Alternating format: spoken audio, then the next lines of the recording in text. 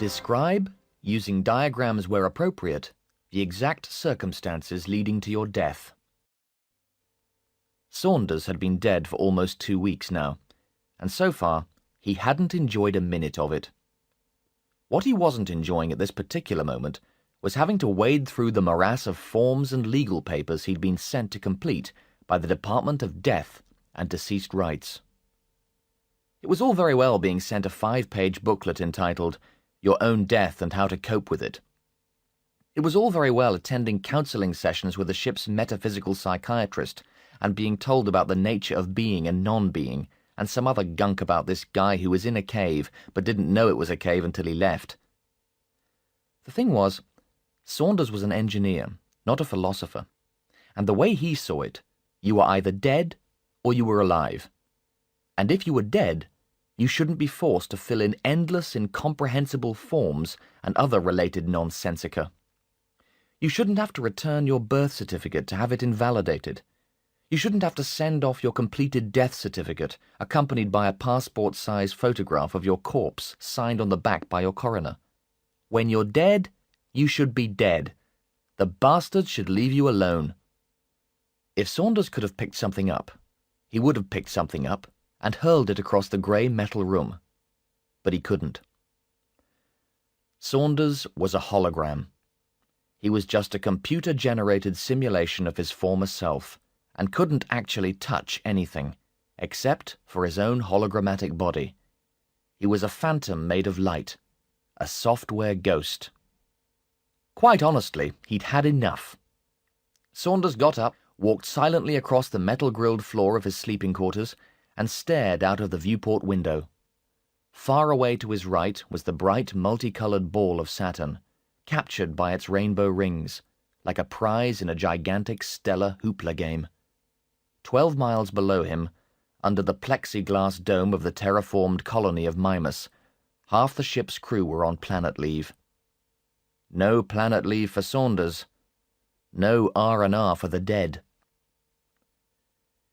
He caressed his eyelids with the rough balls of his fingers, then glanced back at the pile, the mind-bogglingly complicated hologrammatic status application form, accident claims, pension funds, bank transfers, house deeds. They all had to be completed so his wife, Carol, no, his widow, Carol, could start a new life without him.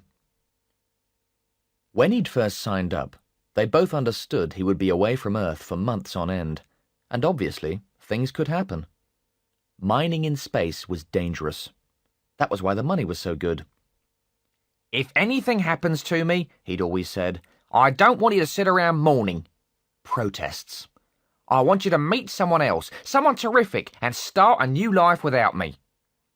What a stupid, fat, dumb thing to say. The kind of stupid, fat, dumb thing only a living person would ever dream of saying. Because that's what she was going to do now. Start a new life, without him. Fine, if he was dead. If he'd just taken delivery of his shiny new ephemeral body and was wafting around in the ether on the next plane of existence, fine. Even if there was no life after death and he'd totally ceased to be, then again, absolutely fine. But this was different. He was dead, but he was still here. His personality had been stored on disk, and the computer had reproduced him down to the tiniest detail, down to his innermost thoughts. This was not the deal. He wanted her to start a new life when he was gone, not while he was still here. But of course, that's what she'd do. That's what she had to do. You can't stay married to a dead man. So even though she loved him dearly, she would, eventually, have to start looking for someone else. And she would sleep with them. She would go to bed with them. And hell, she would probably enjoy it.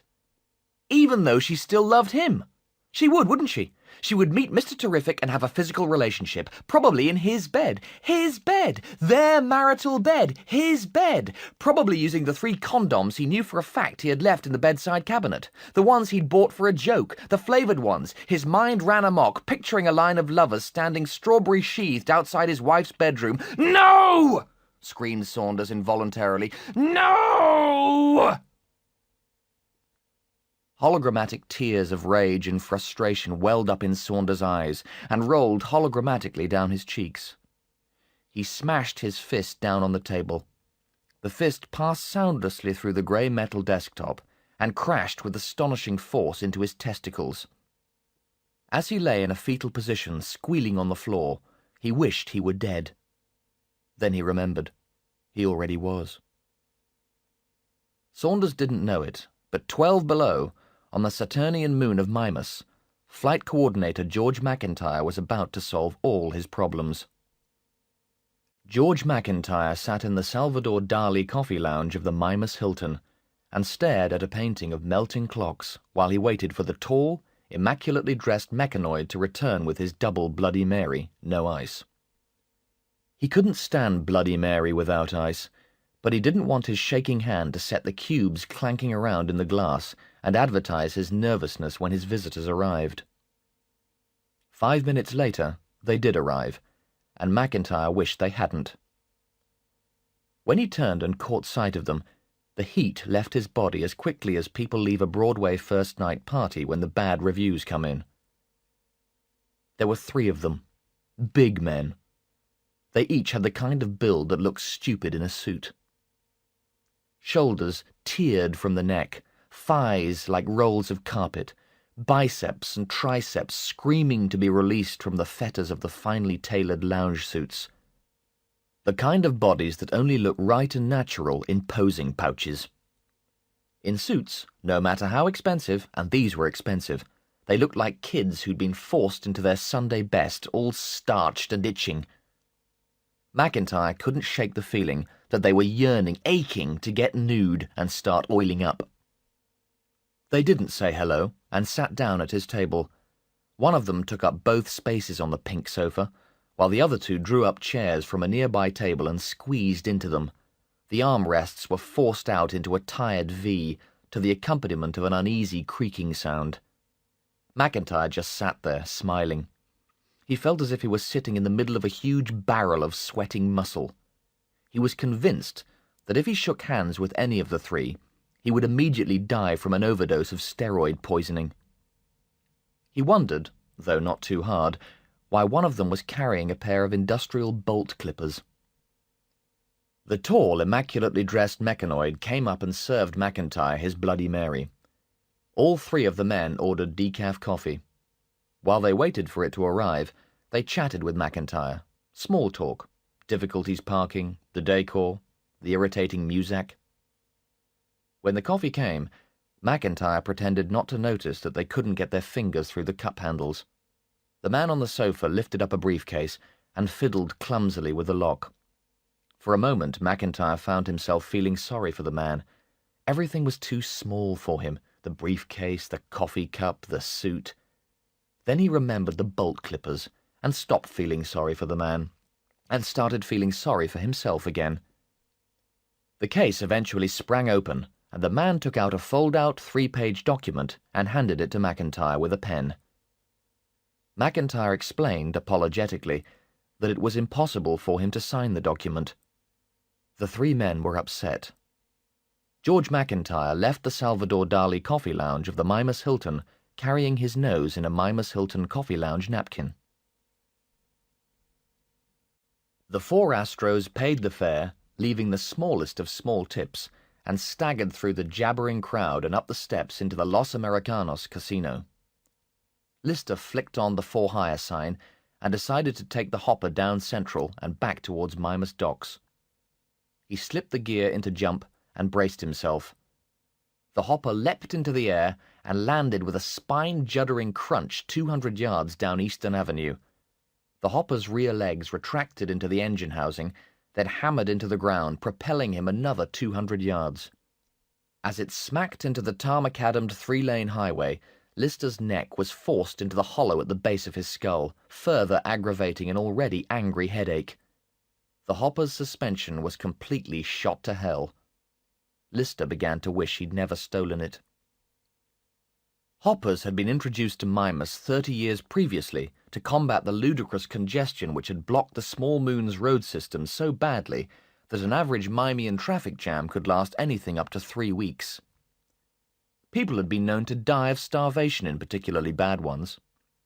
Hoppers, which could leapfrog over obstructions and spend most of their time in the air, helped ease the problem. True, there were a fair number of mid-air collisions, and there was always the possibility of being landed on by a drunk-driven hopper, but by and large, you reached your destination in the same season you set off. Lister watched with envy as another hopper overtook him with the easy grace of a frolicking deer. The next landing was the worst.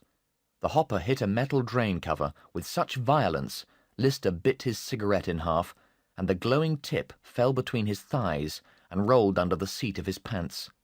Frantically he arched his body out of the seat and tried to sweep the butt onto the floor as the hopper leapt madly down the busy highway like a sick metallic kangaroo.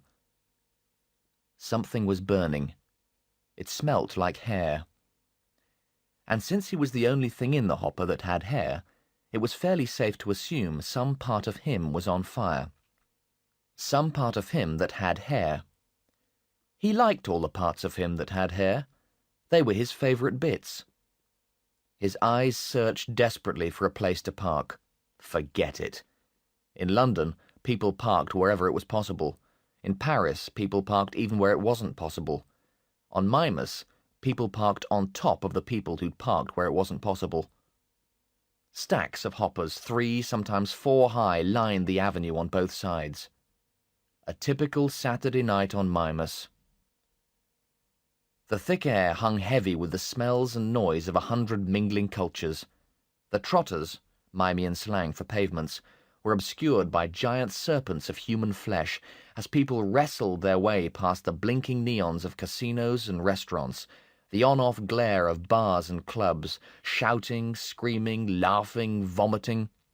Astros and miners on planet leave going wallet-bulging crazy, desperate for a good time after months of being incarcerated in the giant space freighters that now hung over the moon's shuttleport. The Earth had long been purged of all its valuable mineral resources.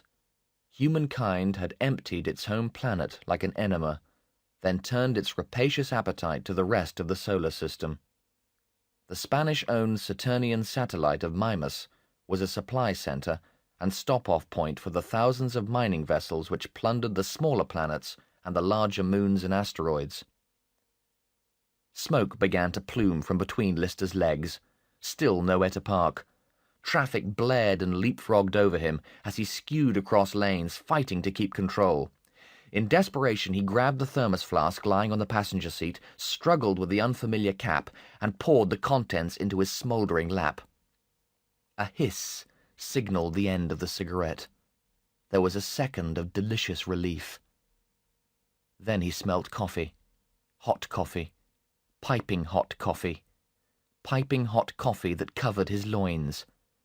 The pain had already hit him by the time he poured the bottle of upholstery cleaner he found in the glove compartment over his thighs. The hopper, now madly out of control, caroomed off the Mutual Life Assurance building, taking a large chunk out of the neon sign before Lister wrestled it back under control, and still, whimpering in pain, headed towards the docks. The man in the navy blue officer's coat and the blatantly false moustache flagged down Lister's hopper and got in. 152nd and 3rd, he said curtly, and pressed the tash, which was hanging down on the right-hand side, back into place. Going to a brothel? Asked Lister amiably. Absolutely not, said the man in the blue officer's coat. I am an officer of the Space Corps. He tapped the gold bars on his lapel. And I do not frequent brothels. I just thought, what with 152nd and 3rd being slap bang in the middle of the red light area. Well, you're not paid to think, you're paid to drive. Lister flicked on the hired sign, slipped the hopper into jump, and bounced off to the district the locals affectionately called Shagtown. On the first landing, the officer's moustache was almost jolted clear of his face. What the smeg's wrong with the suspense? His head disappeared into the soft felting of the cab's roof. Shun! He bounced back down into the seat.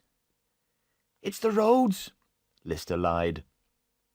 They stopped at a blue light. At right angles to them, 30 hoppers sprang forward like a herd of erratic gazelles being pursued by a pack of wolves. What's it like? What's what like? Said the man, feeling his jaw, convinced a tooth had been loosened in the last landing. Being in the Space Corps, being an astro, I was sort of thinking of signing up. Were you really? Contempt. Do you need any qualifications? Well, not exactly, but they don't just accept any old body. I doubt whether you'd get in. Lister felt for the fare enhancer button he'd found concealed under the dashboard of the taxi and added a few dollar pounds onto the fare. The lights changed and they lurched off, conversation impossible. Lister had been trying to get off Mimas now for nearly 6 months. How he'd got there was still something of a mystery. The last thing he really remembered with any decent clarity was celebrating his birthday back on Earth. He and 6 of his very closest friends decided to usher in his 24th year by going on a Monopoly board pub crawl around London. They'd hitched a ride in a frozen meat truck from Liverpool and arrived at lunchtime in the Old Kent Road. A drink at each of the squares was the plan. They started with hot toddies to revive them from the ride. In Whitechapel they had pina coladas. King's Cross Station, double vodkas. In Euston Road, pints of Guinness. The Angel Islington, mezcals. Pentonville Road, bitter laced with rum and blackcurrant. And so they continued around the board. By the time they'd got to Oxford Street, only 4 of them remained. And only 2 of the 4 still had the power of speech.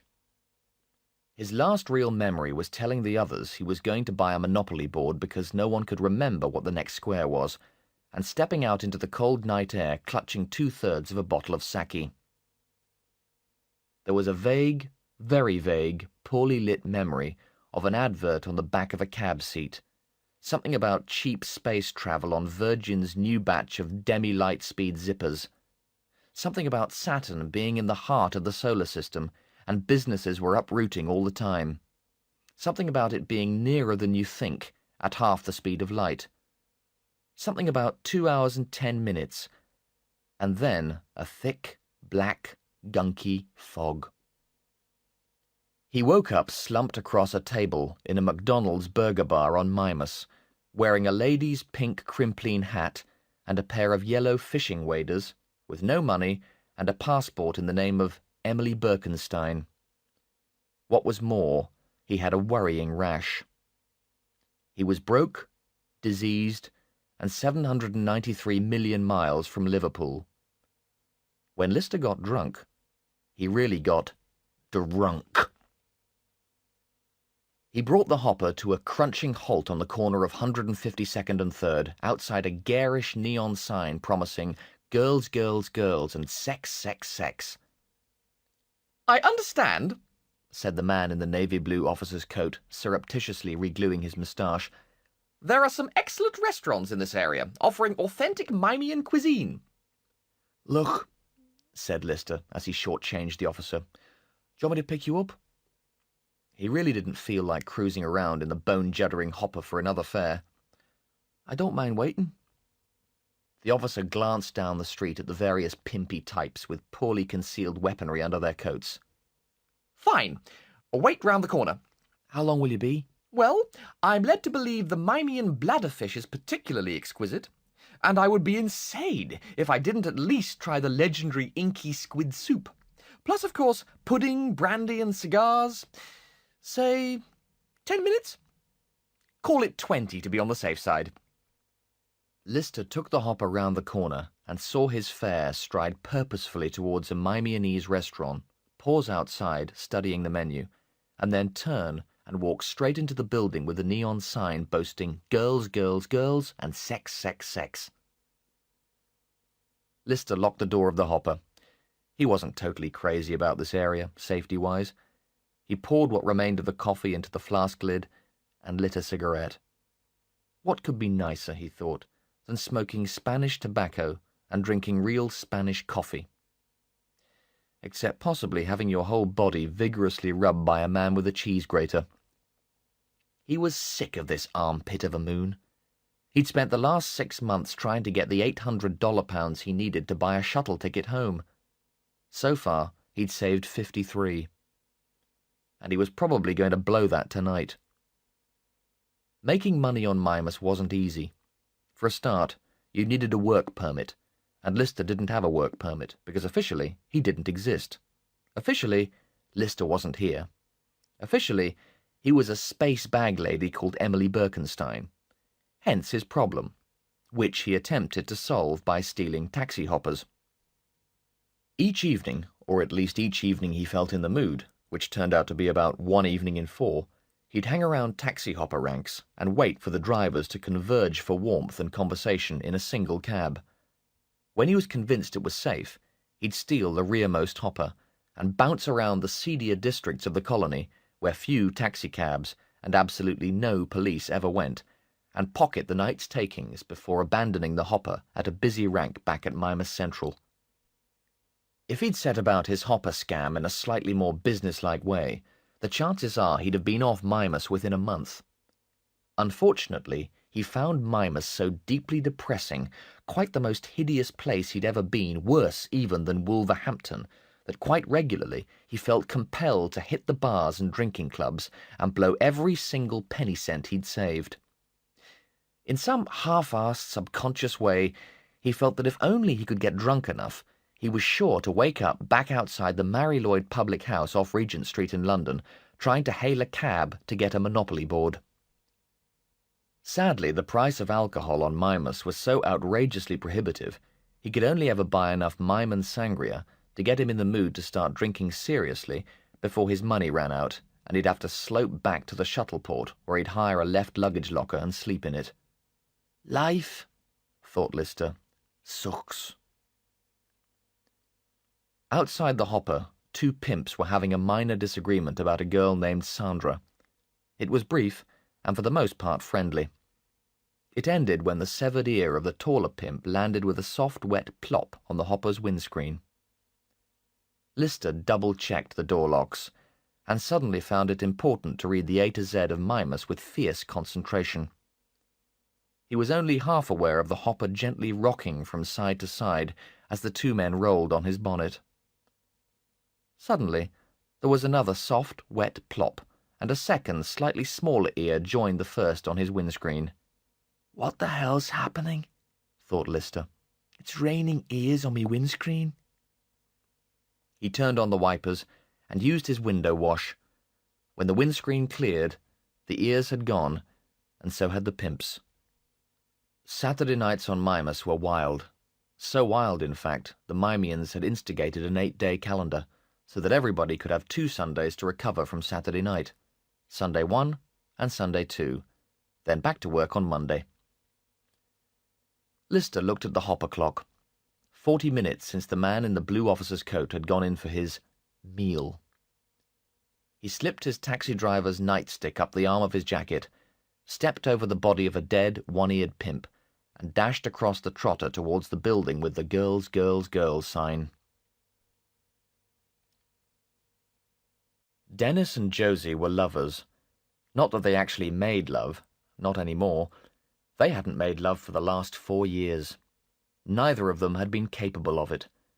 Dennis was into bliss, and Josie was a game-head. Dennis huddled in the shop doorway, tugging the remnants of his plastic mackintosh around his knees for warmth, his hangdog eyes searching the busy Mimean street for a roll. Even though it was cold, he was sweating.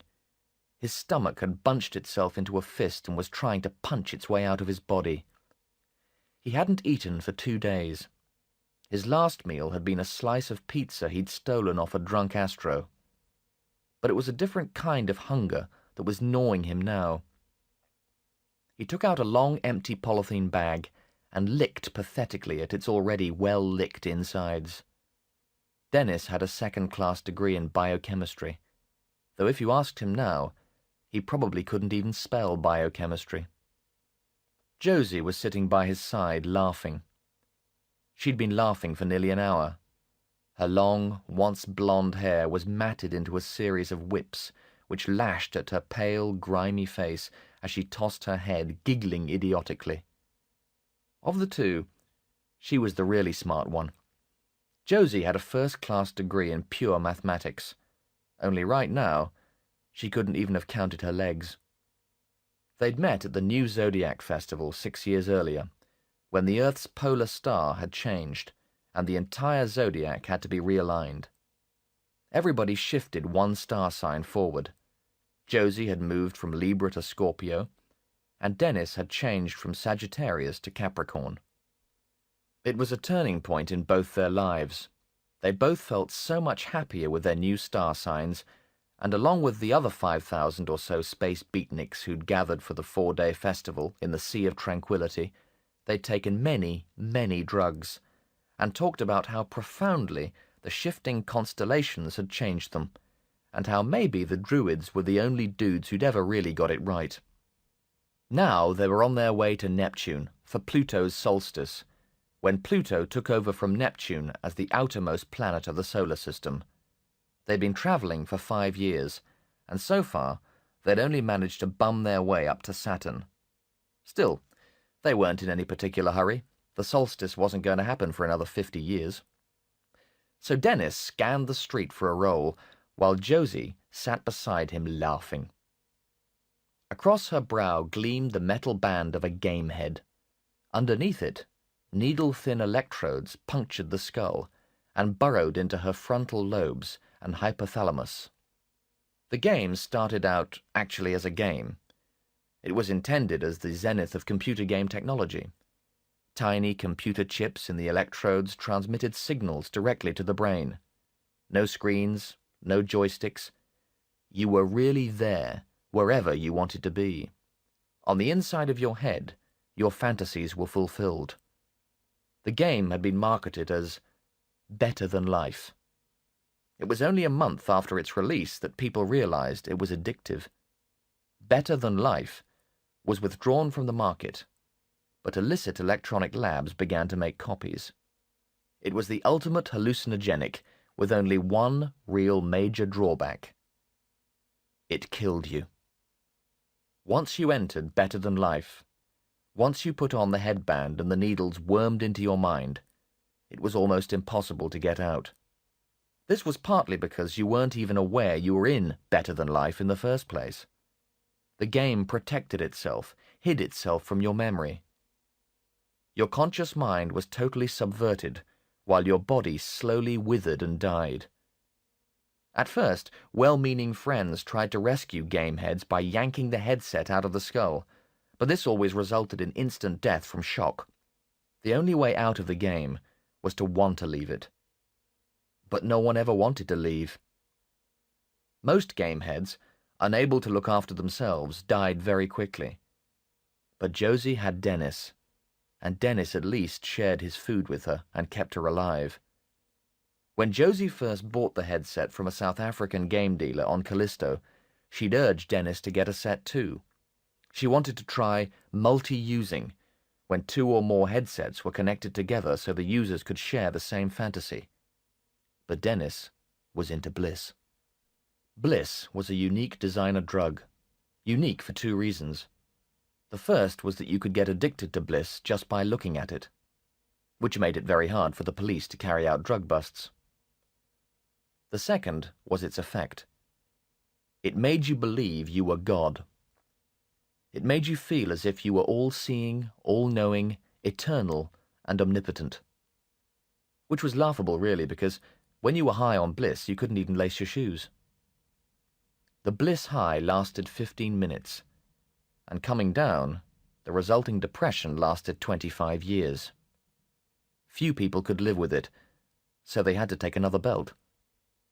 Dennis took off his boot and unrolled a second polythene bag, which contained a teaspoonful of the soil-colored substance, and toyed with it pensively. He always saved a final belt for when he needed to roll someone for money, which was what he was going to do right now. Lister should have known better. He'd been on Mimas long enough to know not to turn round when he heard the voice. He should have put his head down and run, but he didn't. And by the time he worked out what was happening, it was too late. "Stop, my son!" the voice bellowed, and Lister twisted to see the bliss freak in the plastic Macintosh swaggering towards him in a mysterious way. "Dost thou knoweth who I am?" Lister's eyes darted from side to side, looking for an exit, but the bliss freak edged him into a doorway, and there was nowhere to go. "Dost thou knoweth who I am?" Yes, thought Lister. You're a smeggin' bliss freak. Yes, he said aloud. You're God, right? Dennis beamed and nodded sagely. The mortal had recognized him. Not everybody did. That's right. I am God, and I have cometh to thee for a mighty purpose. I need some of your mortal money. Lister nodded. Look, I'm completely strapped, man. I've got absolutely nothing on me. Not a bean. The bliss freak sighed heavily, trying to contain his wrath. Would you like me to call down a mighty plague and lay waste this entire world? No, Lister shook his head. Would you like to be turned into a pillar of salt? No, Lister shook his head again. Then give me some money. Look, I've told you, I'm broke. The bliss freak stuck his right hand into the pocket of his ragged raincoat. I've got something in here that can hurt you. Lister eyed him up and down. He wasn't that big, actually. And what did he have in his raincoat pocket that could hurt him? A lightning bolt? He decided to stand his ground. I don't believe you, he smiled pleasantly. The bliss freak took his hand out of his pocket and showed Lister what he had in there that could hurt him. It was his fist. He swung it round, hitting Lister on the side of his face. The punch had no strength, but it took Lister by surprise, and he banged his head against the edge of the doorframe and went down. When he came to, barely 30 seconds later, his $53 pounds had gone, and so had God. Lister shakily made his way down the brothel's dusky-smelling staircase and stepped onto the red, thick pile carpet of the main reception area.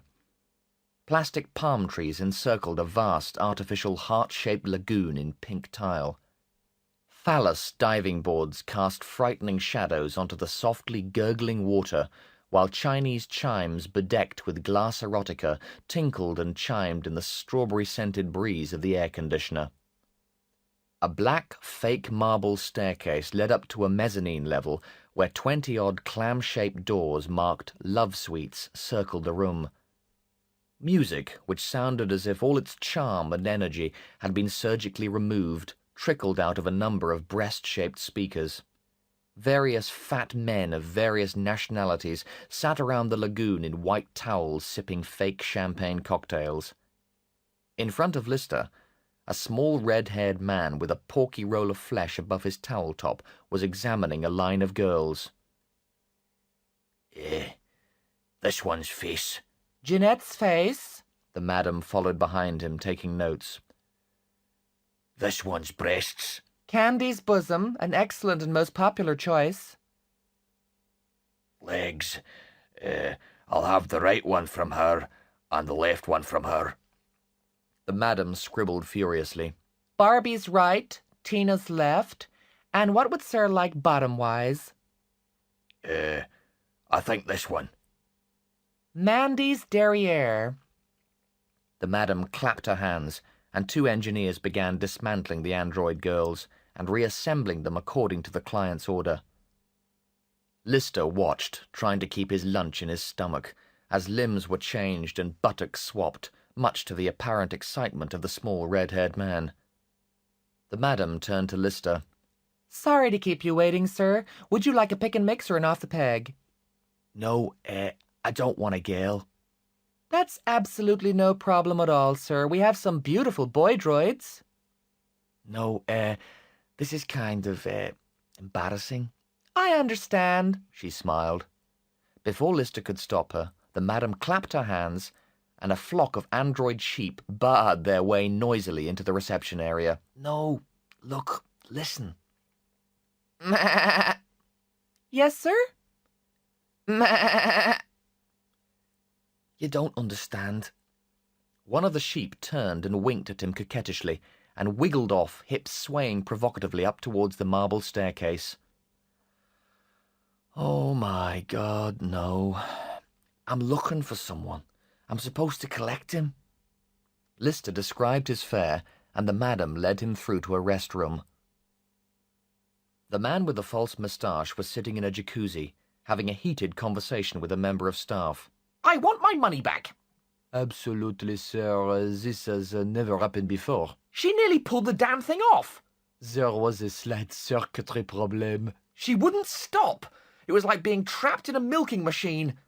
Well, if sir would care to make another choice at the expense of the management... Are you insane? It'll be out of commission for at least 12 months. If you hadn't heard my screams... He looked up and saw Lister for the first time. There was an extraordinarily long pause. You know, he continued, pretending he hadn't seen Lister, I don't think this is a restaurant at all. I haven't seen so much as a soupçon of the spicy bladderfish for which Mimas enjoys such a splendid reputation. I thought it was a bit strange the way you insisted I take off my clothes and wear this skimpy towel. In fact, if you want to know what I think, I don't think this is a small bijou eatery. I think it's a smegging brothel. The officer continued his protestations of innocence all the way back to the docks. The hopper lurched to a halt outside the Shuttleport hopper rank. Lister's fare climbed painfully from the cab, paid up, and leaned conspiratorially into Lister's window. Look, said the officer, his moustache still skew-whiff and curling at the edges from the heat of the Turkish bath. Space Corps-wise, I'm pretty much of a high flyer. And career-wise, he looked around, it might not be such an A1 wonderful idea if this little adventure were to go any further. Lister held out his hand, and the man pressed $1 pound into his palm and winked. Go on, he said. Enjoy yourself on me. Lister let him limp up to the automatic doors in the docking port before he leaned out of the window and shouted, Hey, whoremonger! The man raced back. Keep your voice down, for mercy's sake, people can hear. You made a mistake. Instead of $100 pound tip, you've only given me a $1 pound tip. Right, said the officer, loosening the buckle on his money belt and extracting a brown leather purse. It's a dirty world, and I suppose I'm going to have to pay the toll. He handed over a stale-smelling note. You're very kind. Lister took the note and stuck it behind the upturned earmuffs of his leather deerstalker. Very kind. Just provided we understand this is the end of the matter. Sure. Don't try coming back for more. Don't cross me, okay? Sure. Nobody crosses Christopher Todhunter and gets away with it. He closed his purse, which was monogrammed Arnold J. Rimmer, BSc, SSc, and walked back across the forecourt. Lister leaned out of the window. See you, Rimmer. Yeah, bye, said Rimmer absently. George McIntyre placed the antique Smith & Wesson in his mouth and pulled the trigger. His last thought was, I bet this doesn't work. But he was wrong. The bullet passed through the back of his head, killing him instantly, before it sailed through his rubber plant and ended its brief but eventful journey against the wall of his office. The rubber plant was surprised. If the rubber plant could have spoken, it wouldn't have said anything. That's how surprised the rubber plant was. Over the last few weeks, it had witnessed the gradual deterioration of McIntyre's mental health. But if the rubber plant had had a name, it would have said, George McIntyre is not the kind of guy to commit suicide, or my name's not, whatever its name would have been, had it had one. 3 medical orderlies duly arrived, followed by 2 doctors, the captain, the morale officer, and the ship's head of security. They put McIntyre's body on a stretcher and took him away. 8 people in all passed through McIntyre's room, and not one of them, the rubber plant reflected rather bitterly, had expressed the slightest interest in the gaping bullet hole which went straight through the middle of his favourite leaf, his biggest and greenest leaf, the only leaf he was truly 100% happy with. The humans muttered darkly about why McIntyre would have done such a thing. The rubber plant knew, but it wouldn't have told them, even if it could have. Saunders lay on the brown leather couch in the medical unit, or so it appeared to the naked eye. In actuality, he was suspended 0.5 millimetre or so above it. The hologrammatic illusion of Saunders' body was provided by a light bee. The light bee, a minute projection device the size of a pinhead, hovered in the middle of his body, receiving data from the hologram's simulation suite, which it then transmitted into a 3D form. The effect was so convincing, so real, that all holograms bore a 2-inch-high, metallic-looking H on their foreheads, so they could never be mistaken for living people. The stigma of the dead. Not the mark of Cain the killer, but the mark of Abel the slain. And so Saunders lay suspended, an infinitesimal distance above the brown leather couch in the medical unit, trying to fend off a vision of his wife's seduction of the entire offensive line of the London Jet 0G football team. "There was a being," the metaphysical psychiatrist was saying, "and this being was called Frank Saunders. Now, that being died." Yes, said Saunders. he was hit on the head by a 4,000-kilogram demolition ball. He couldn't be deader. The good doctor shifted in his seat, crossed his thin legs in the opposite direction, and tugged thoughtfully on his long nose. "Frank," he said eventually, "let me ask you a question. Do you believe man has an eternal soul?" I don't know. Saunders said, wide-eyed with exasperation. I'm from Sidcup. I'm an engineer. "I do, Frank. Do you? Yes, I do. And I believe, as we speak, Frank, your eternal soul has passed on to the next plane of existence, where it's very happy." The point is, Saunders said, if you have an eternal soul, then there's got to be something badly wrong when it's having a lot more fun than you. "Look, the metaphysical psychiatrist continued unabashed. you are not the being called Frank Saunders. The being called Frank Saunders no longer exists in this dimension. So who's lying on this brown leather couch talking to you then? You, Frank, are a simulation of Frank Saunders. You act in the way the computer estimates Frank Saunders would probably have acted. You are a simulation of a possible Frank Saunders, or rather more accurately, a probable Frank Saunders." He said this very slowly, as if he were talking to a small baby who'd glooped mashed apple and apricot dessert over the jacket of his father's new suit. So, Saunders was a computer simulation of a probability of a possible person. He didn't feel like a computer simulation of a probability of a possible person. He also didn't feel like listening to another philosophical discussion about the nature of reality.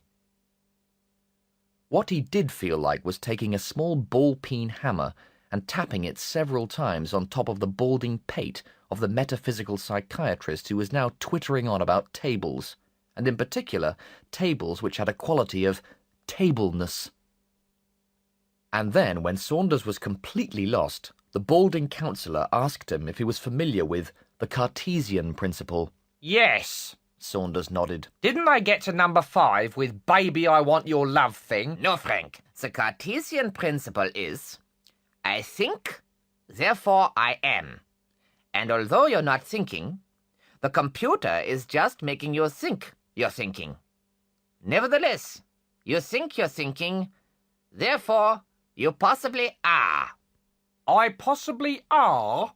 "Yes, Frank." The psychiatrist smiled, believing Saunders had grasped the concept at last. For a short time, Saunders listened to the relentless clicking of the clock in the corner. I possibly are what? "You possibly are." Ah! I possibly are. "Yes." The counsellor beamed. Well, thank you for all your help. Saunders got up and made his way to the exit hatch. If I have any other little difficulties, any other little problems I don't understand, rest assured I'll be round in a shot. "I really have been of help?" None at all. Saunders smiled for the first time in 2 weeks. You're a useless, big-nosed goit. As Saunders turned to go, Viner raced through his hologrammatic body and into the medical unit.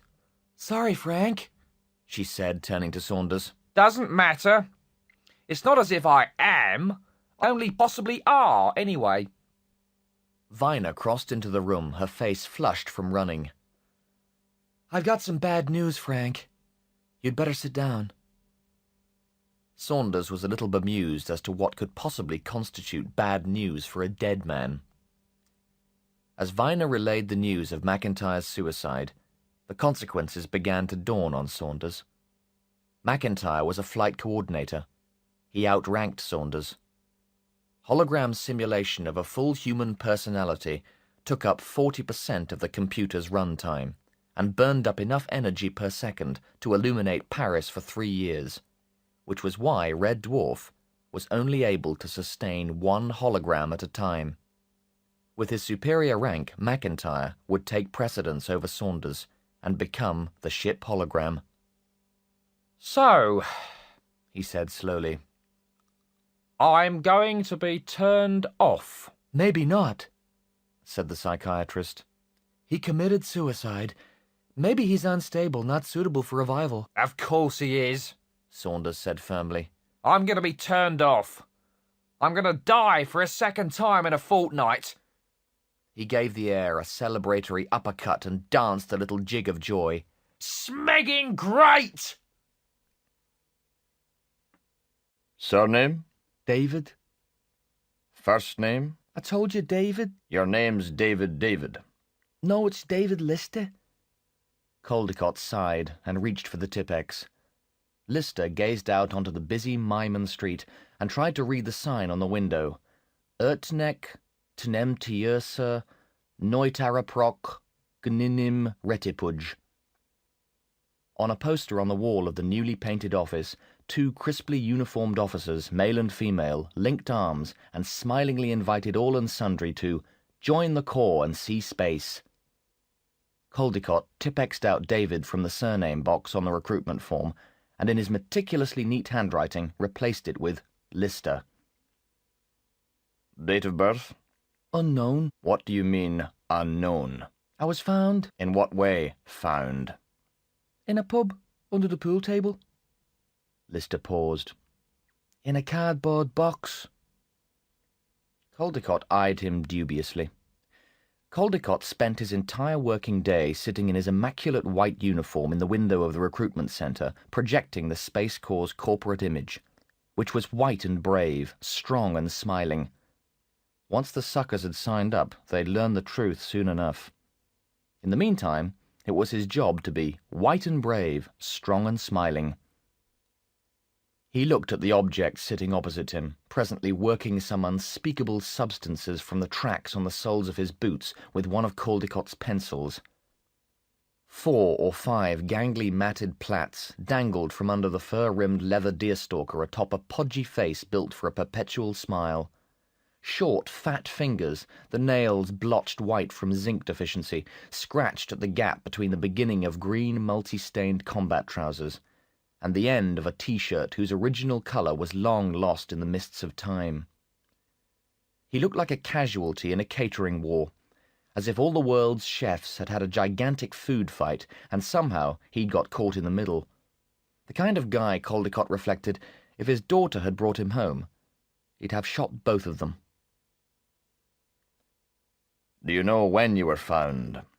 He smiled whitely. Sometime in November, 55. Well, I need a date of birth for the form. When do you celebrate your birthday? Most of the time, actually. I'll put November the 1st, 2155. Not November. I was about 6 weeks old. It was probably sometime in October. Caldecott reached for the Tipex again. How about October the 14th? Brutal. Why do you want to join the Space Corps? Lister thought for a moment. I want, he said, to visit strange new worlds, to seek out new life and new civilizations, to boldly go where no person has gone before.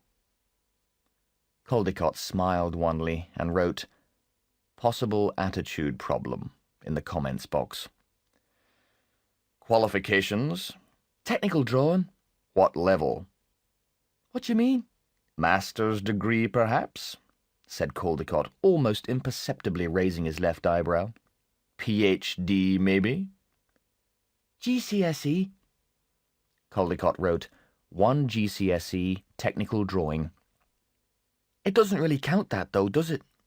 Lister picked at a flap of rubber hanging from the sole of his boot. Why not? I failed. Caldecott took out the Tipex again and obliterated the word possible.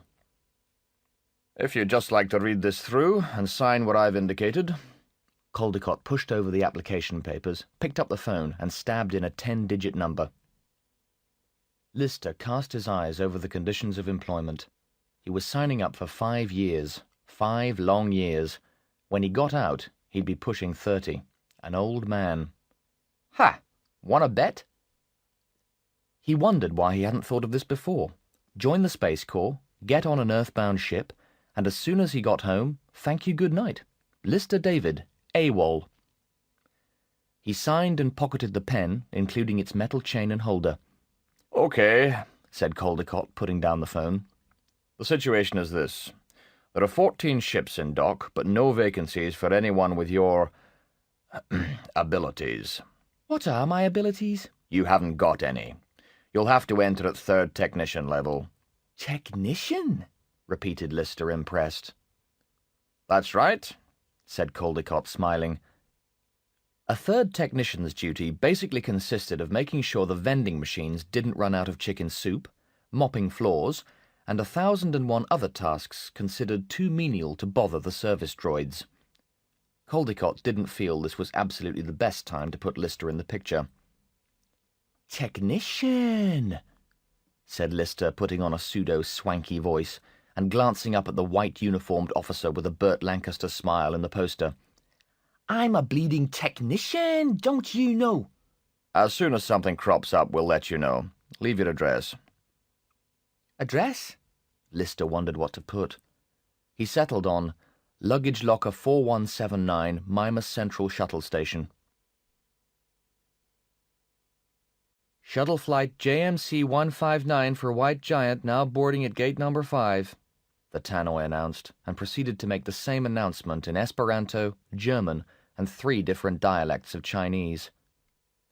A group of miners stubbed out their cigarettes and finished their beers, then reluctantly swung their kit bags over their shoulders before joining a group of white-suited officers and some grey-suited technicians in the queue to Gate 5. 2 shore patrol officers strode through the milling crowds, casually swinging their argument settlers. People pretended not to look at them. You didn't mess with the shore patrol, not unless you wanted your skull rearranged to resemble a relief map of Mars, canals and all. This has got to be a joke. This is the address we were given, said the blonde. They stopped at the huge bank of luggage lockers and looked around, searching for number 4179. The dark-haired one banged on the door. This has got to be a joke, she repeated. Lister was awakened from a dream about a pickle sandwich that spoke fluent Italian by the deafening metallic clanging as shore patrolwoman Henderson beat the luggage locker door with her steel truncheon. It's a joke, I'm telling you. Hang on, called Lister. Let me get dressed. In the confined space of the locker, which was designed to accommodate 2 fairly decent-sized suitcases, he groped around in the blackness, located his clothes, and pulled on his coffee and upholstery polish-stained trousers. Who is it? Shore Patrol.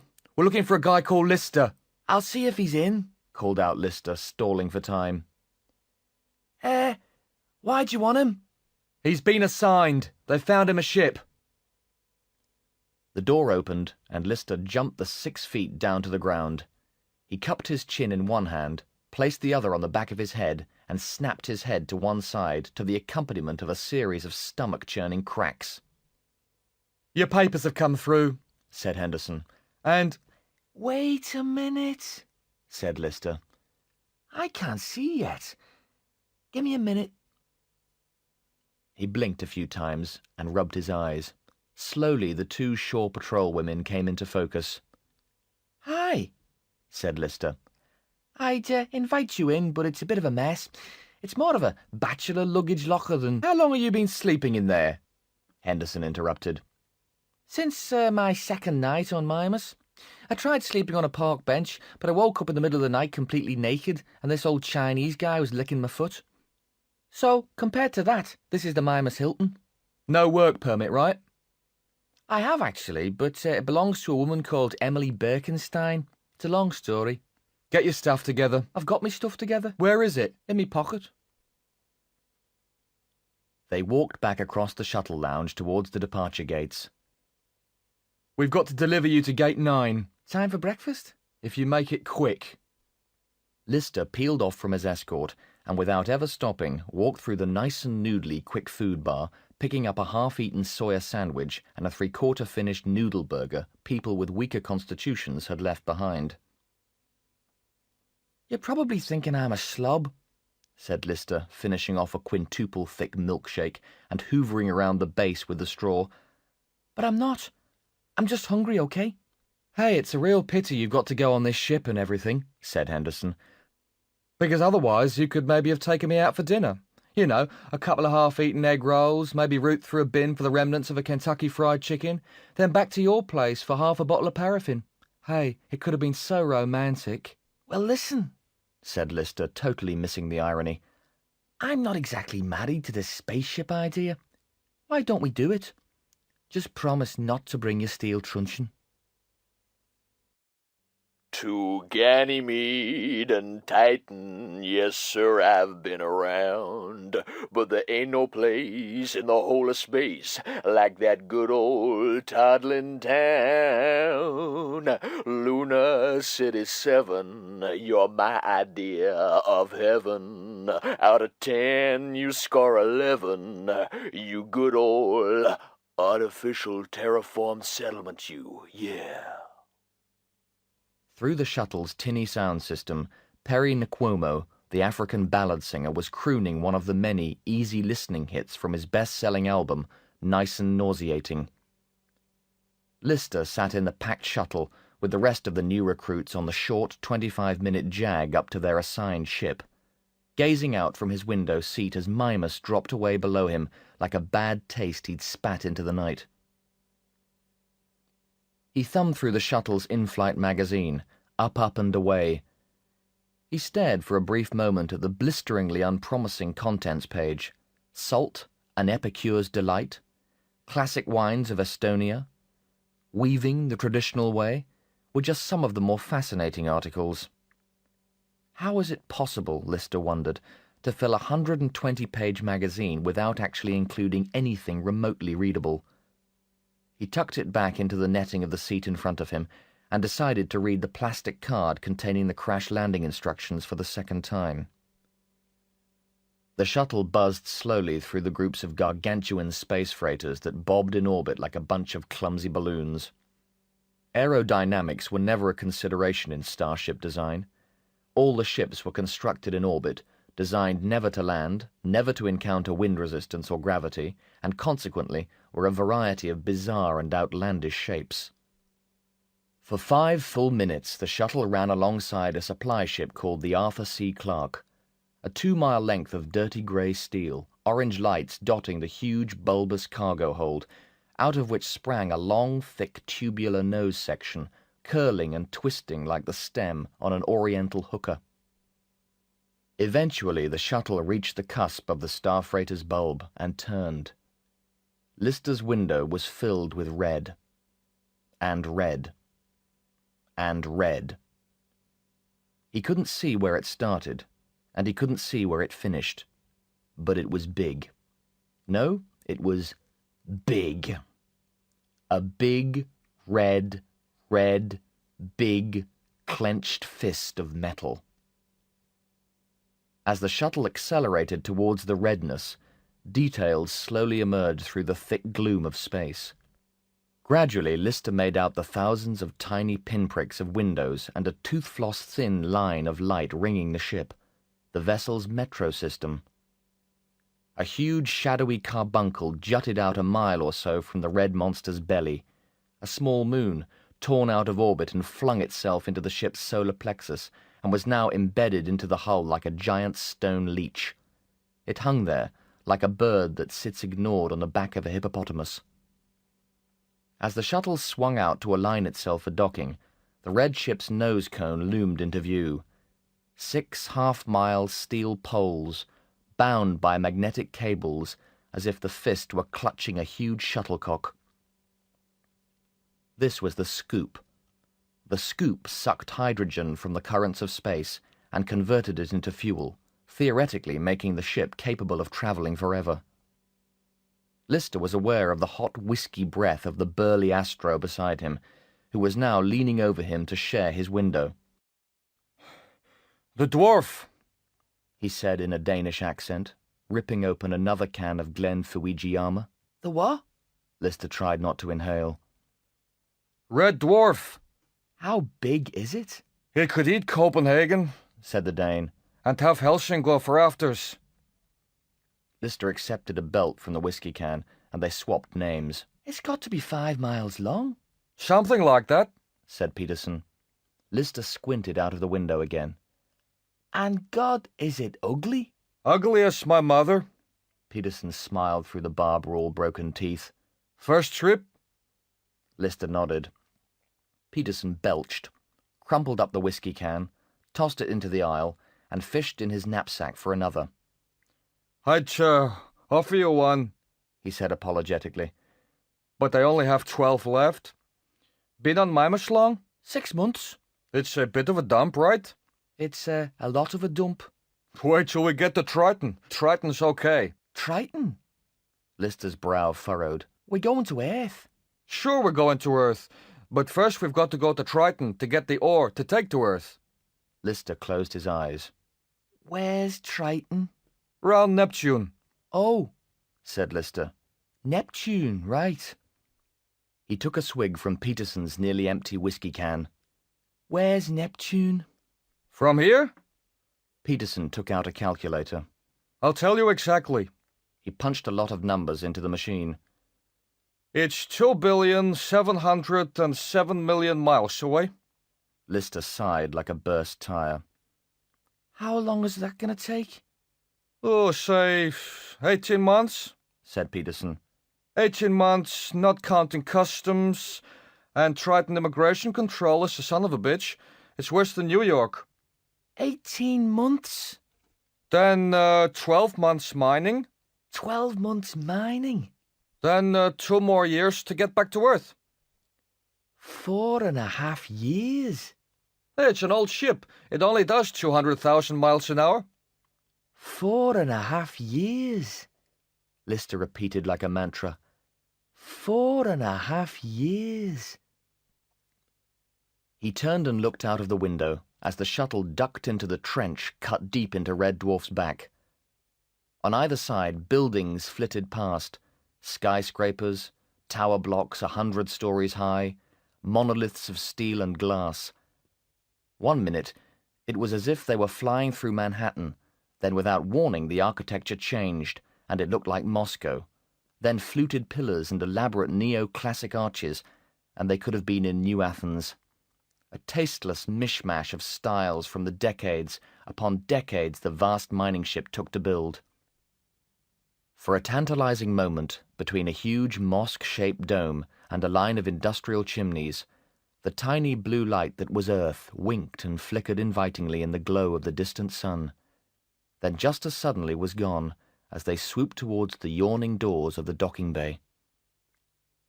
4.5 years? Said Lister catatonically. Lister pushed through the crowded docking bay, fighting his way to the intake clearance zone, a now moronically drunk Peterson in tow. They'd been stopped at Red Dwarf Customs, and Peterson had been bag-searched. His possessions had comprised of a toothbrush, 1 pair of underpants, 3 socks, and 11 cans of whiskey. Informed that he couldn't bring the liquor aboard without paying duty, he had stood in the green channel and downed all 11 cans, one after the other, offering Lister a sip a can. Now Peterson was walking sideways, his head cocked at a curious angle, singing a lewd Danish folk song, punctuated with appropriate gestures and slobbering leers, as Lister dragged him by his lapel towards the moving walkway. High above, dominating the ship's shuttle port, was a monitor screen the size of a football pitch, from which a disembodied head was lugubriously dispensing information. The head was a digitalized reproduction of a balding 40-year-old man, with a voice that had a slight East London twinge. The floor stopped moving, said Peterson, as they reached the end of the walkway. That's a very good thing. Lister scanned the various name cards Red Dwarf induction staff were holding above the heads of the jostling crowd. Hi, I'm Chomsky. Chomsky Pierre, right? Rogerson ticked his clipboard. Okay, stand there a second. We're still looking for a Burrows, a Peterson, a Schmidt, and a Lister. I'm a Lister, said Lister.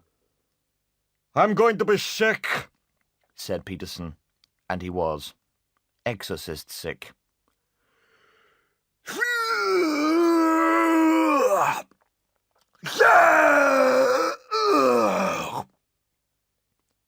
A pause. A sigh.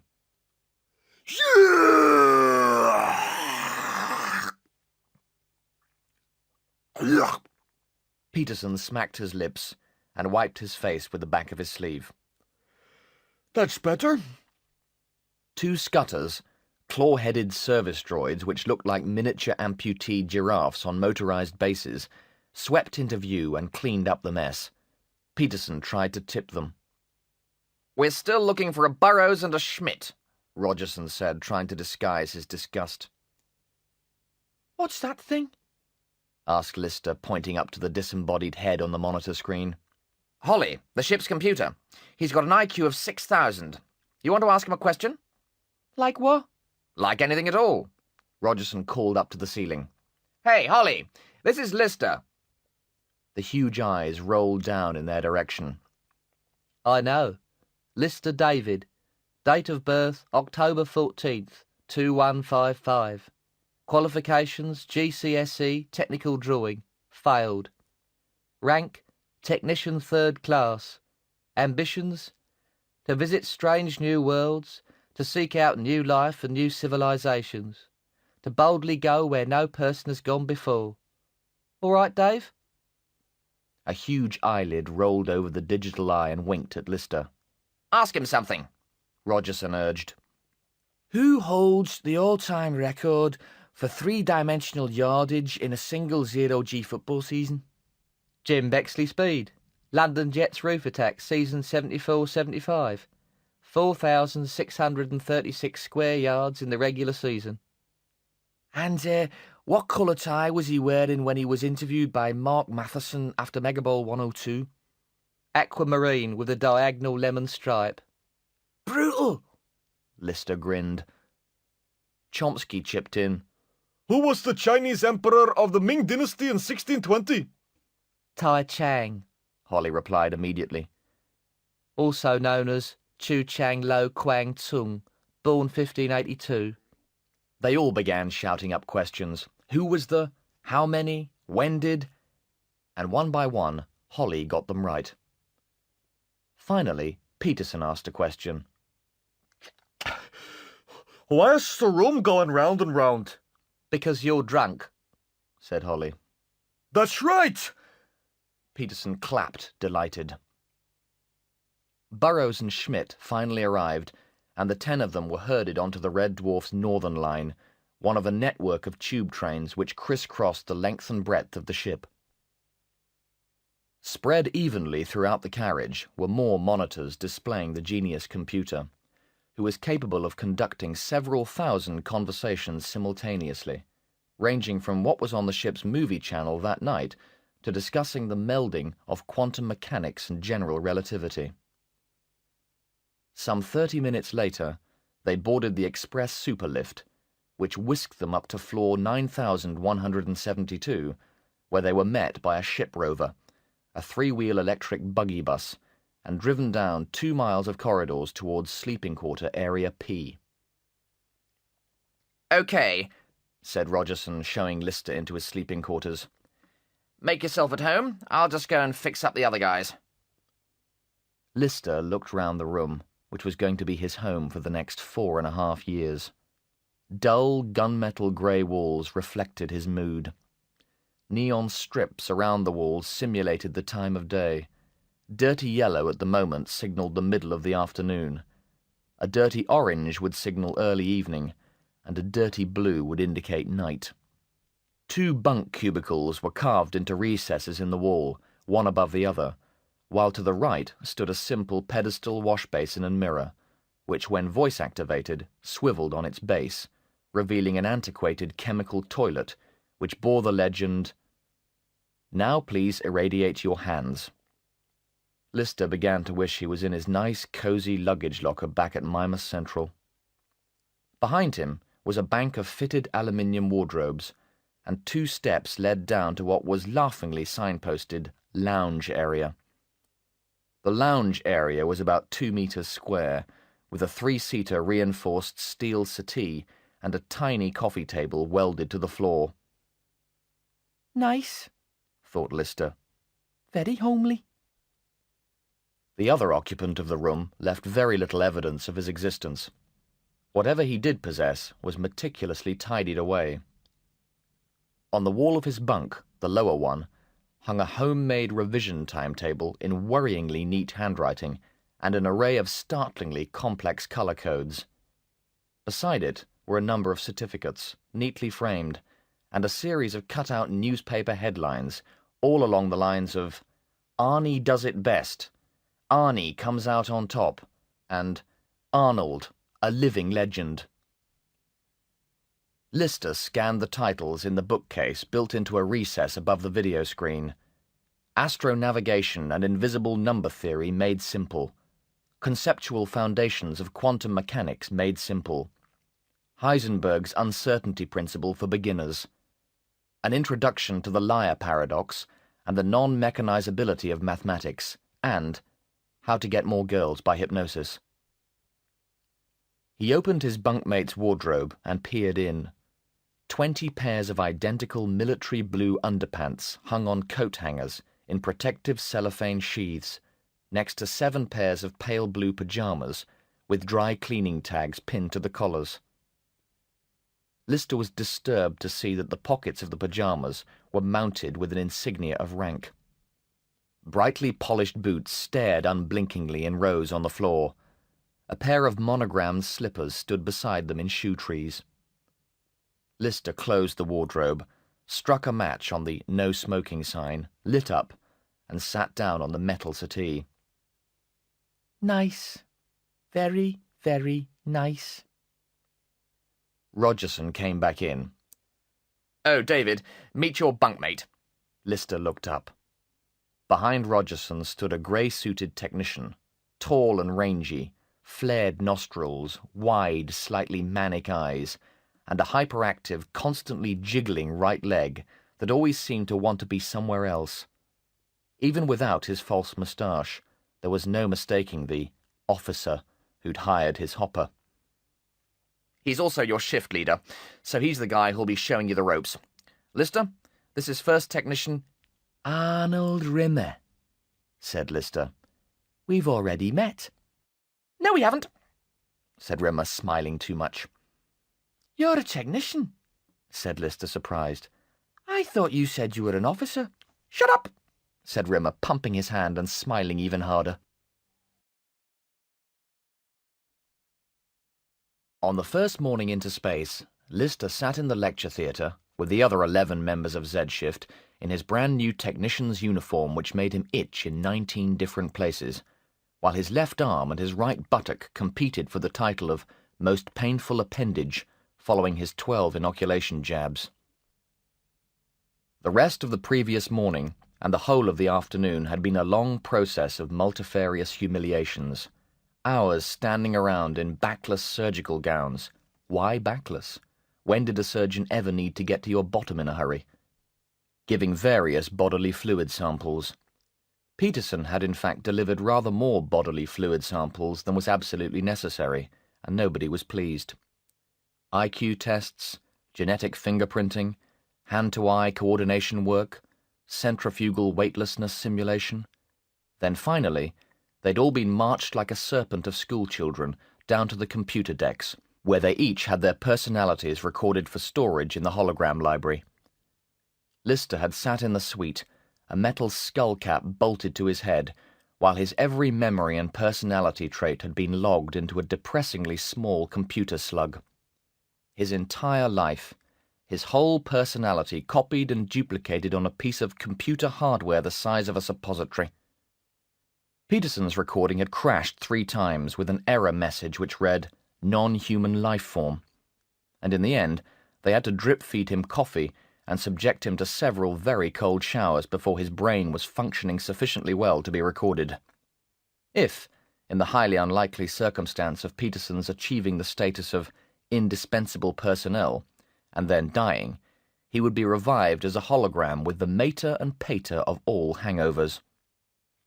The lecture theatre hatchway breezed open, and Rimmer clicked up to the podium in boots so brightly polished you could see infinity in them. The previous evening in the sleeping quarters, no mention had been made of the incident in the brothel. In fact, Rimmer had played the part of a man who'd never met Lister before very credibly indeed.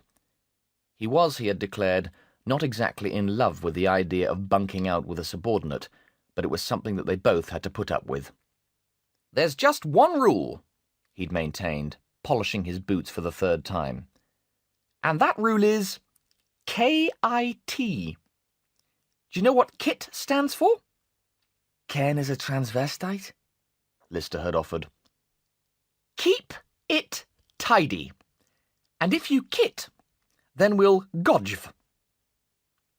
He'd left this hanging in the air for effect before translating, "Get on just famously." Lister spent the rest of the evening trying to take advantage of the fact that he now had a proper bed, of sorts, for the first time in 6 months. Though curiously, he discovered that he couldn't drop off to sleep until he sat up in bed and wrapped both arms around his knees, luggage locker style. Meanwhile, Rimmer sat at his slanting architect's desk and whiled away the time up until lights out, reading a book called How to Overcome Your Fear of Speaking in Public. Rimmer gripped the podium tightly, the inside of his wrists pointing out towards the new intake, a trick which his book had told him would make his audience trust him, and began his speech to Z-shift. "My name," he said, "is Arnold J. Rimmer. You will call me Sir, or First Technician. I am your shift leader.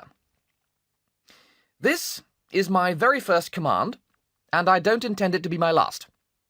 What I do intend is for Z-shift to become the best, the fastest, the tightest, the most efficient routine maintenance, cleaning and sanitation unit this ship, or any other ship in the Space Corps, has ever seen." He paused. Silence. The book said silence could be as effective as speech, if used judiciously.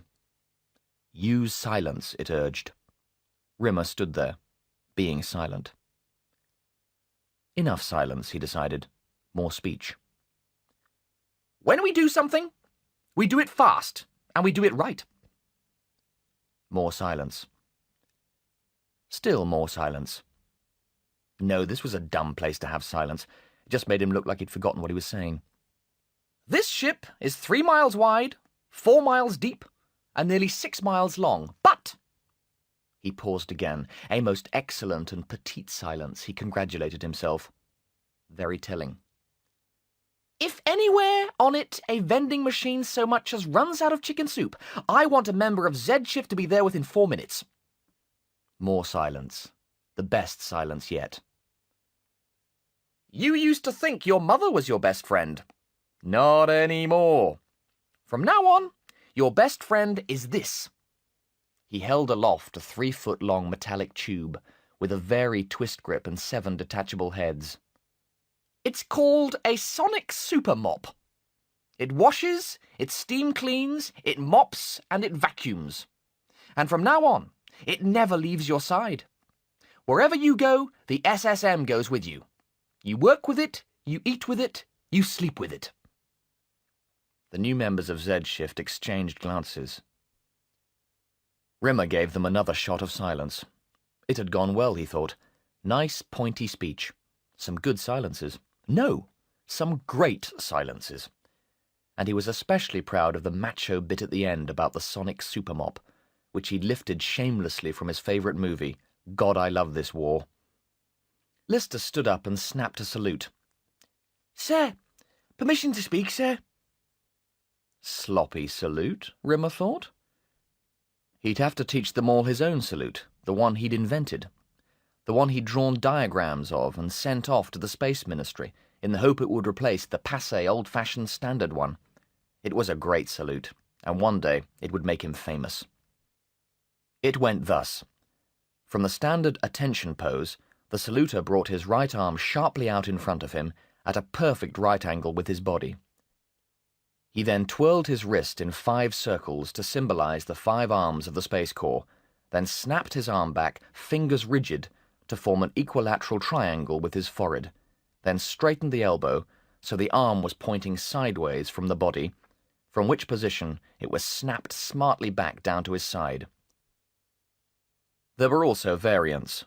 The double rimmer, for dress occasions, where the salute was performed with both arms simultaneously, and the half rimmer, with only one arm and only 3 circles for emergency situations when there wasn't enough time to carry out the full rimmer.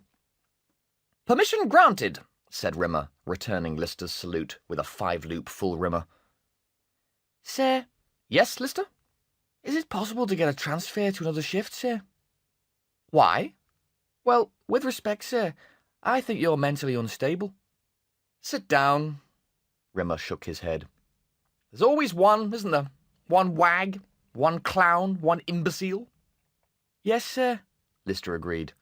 but he's not usually in charge, sir. Laughter. This was a tricky situation. Rebellion, a loss of respect. It had to be stamped on. It had to be crushed. His book on poweramics was quite clear on that. To crush a minor mutiny, you choose the leader, the toughest, the biggest, the strongest, and you humiliate him, and the rest follow like lambs. Don't look angry. Smile. Real power, true power, is unspoken, understated. Rimmer smiled. Slowly they stopped laughing. Excellent. Time to strike. Without warning, he wheeled round and pointed. You! On your feet! A man with a face like moon rock hauled his 250-pound frame onto its feet.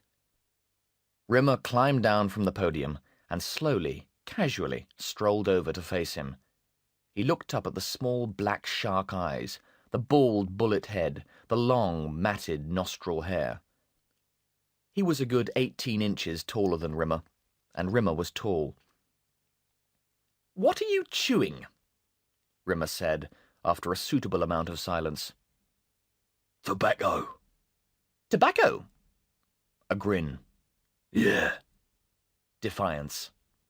Rimmer smiled and nodded, looking around the lecture theatre. Well, I hope you brought enough along for all of us. The others laughed, on Rimmer's side. Well? No. Slightly nonplussed. Nope, sir. Victory. Get rid of it! The big man chewed thoughtfully for a few seconds. Then suddenly, a long plume of brown sputum plopped onto the polished toe cap of Rimmer's left boot. Rimmer looked at his left boot, then slowly raised his head. Some people's respect I've won already. I can see with you it's going to take a little longer. Now, get on the floor and give me 50, mister! Said the big man, and a second stream of half-chewed tobacco arrived on Rimmer's right boot. Rimmer rocked back and forth on his heels, nodding his head and still smiling. Right, okay, he said pleasantly. I think that's about everything. Shift, dismiss. Slowly, Z-Shift began to meander out of the lecture theatre. Oh, by the way, Rimmer called after the tobacco chewer. As the man half-turned, Rimmer leapt through the air and with a kamikaze scream wrapped his arms and legs round the big man's frame, and they crashed into a row of chairs. As Lister left the theatre, Rimmer was having his head rhythmically beaten against one of the desktops. Bonk. Fine, Rimmer was saying. Bonk. There's nothing wrong. Bonk with your reactions. Bonk.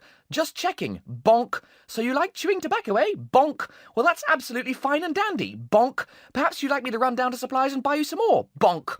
I think I'm going to lose consciousness now. Bonk, bonk, bonk.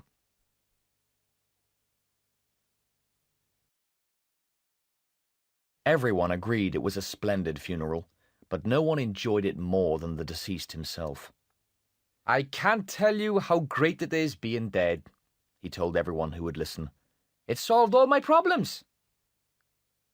Every off-duty member of the 11,169-strong crew had packed into the vast ship canteen. McIntyre sat at the top table, a huge coffin-shaped cake containing his own effigy in marzipan before him, and listened, his ego aglow, while his fellow officers sang his praises. Saunders, much to his own personal delight, had finally been turned off, and although initially there had been some concern about hologrammatically reviving a man who had killed himself, those doubts were allayed when the reasons for McIntyre's suicide were discovered. McIntyre rose to the sound of tumultuous applause and fingered the H emblazoned on his hologrammatic forehead, as over 8,000 people stamped on the floor and banged wine glasses with forks and spoons. Well, first, I want to thank the captain for his beautiful eulogy. It was very flattering and deeply moving, and it was well worth all that time I spent writing it. A huge laugh echoed round the canteen, and McIntyre smiled happily. On a serious note, I know there's a rumour going round that I committed suicide. I'd like to try and explain why I did it. McIntyre started to talk about his gambling debts he'd incurred during his ship leave in bars on Phoebe, Dion, and Rhea playing Toot.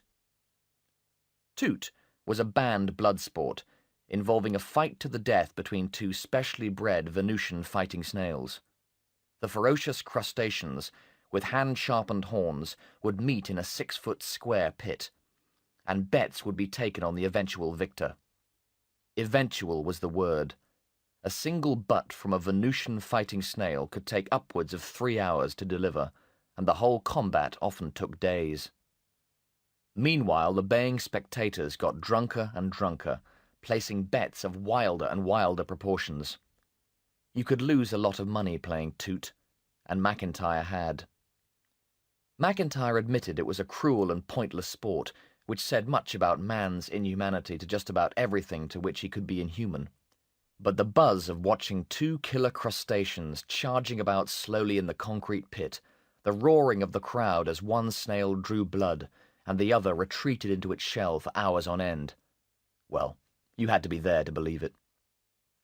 Before he knew it, McIntyre had debts amounting to almost 5 times his annual salary.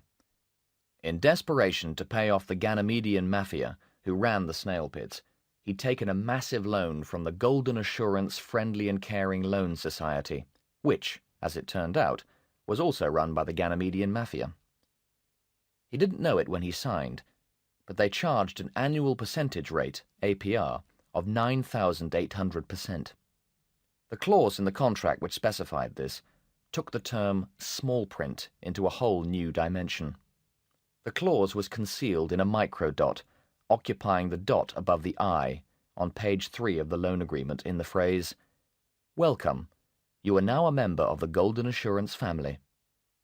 Startled to discover his first monthly installment was some 7 times more than the original loan, he gambled what was left, and lost that too.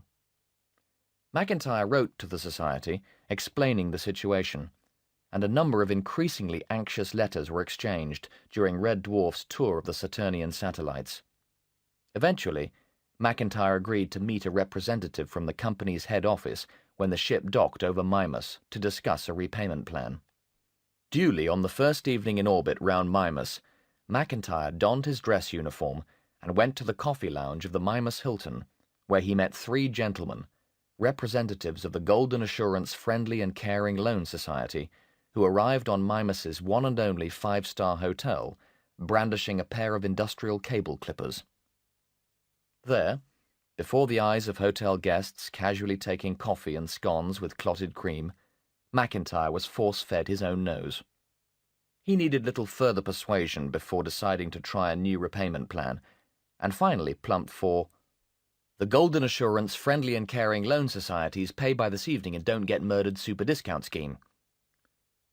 Half crazed with fear, he staggered back to his office aboard Red Dwarf, briefly explained his predicament to his rubber plant, and killed himself. The beauty part of this scheme was, of course, that as a hologram, he was now safe from reprisals. He could continue his life dead and untroubled. Which is why he was telling everyone who would listen how great it was to be dead and how it had solved all his problems.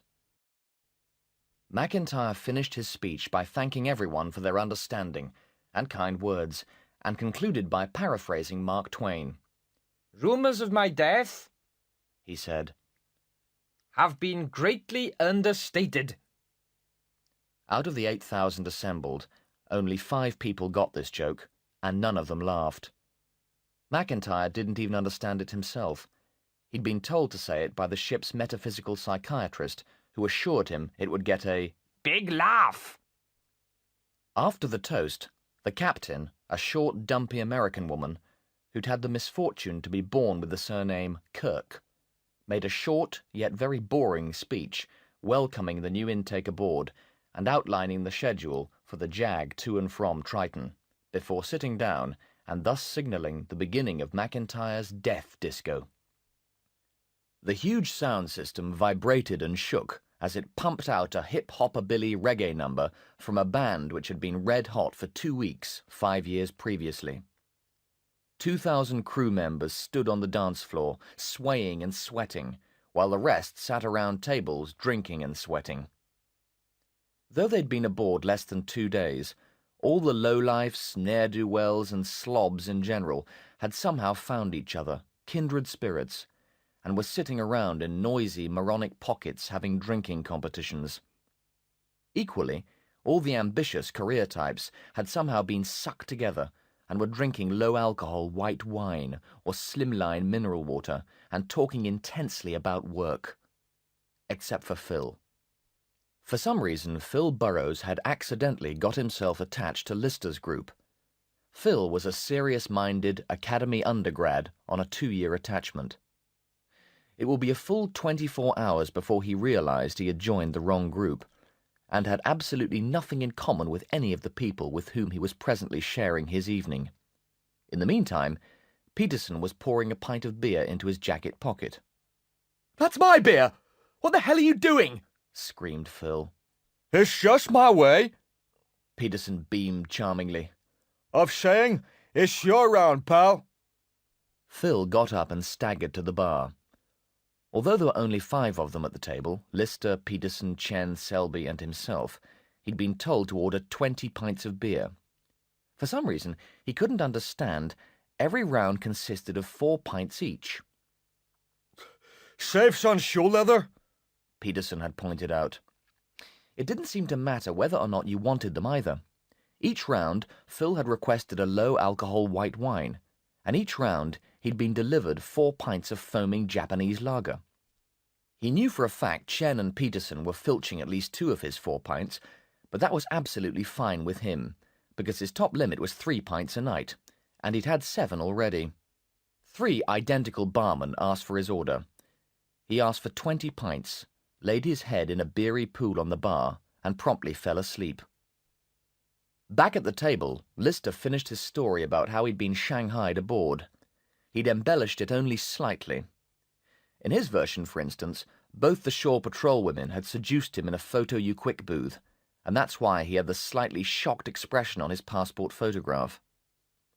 Peterson took his turn. He'd arrived on Mimas on a nuclear waste dump ship called Pax Vert, which had ejected its putrid load on the Saturnian moon of Tethys, and was now returning to Earth. He was trying to work his passage across the solar system to Triton, where he'd bought a house.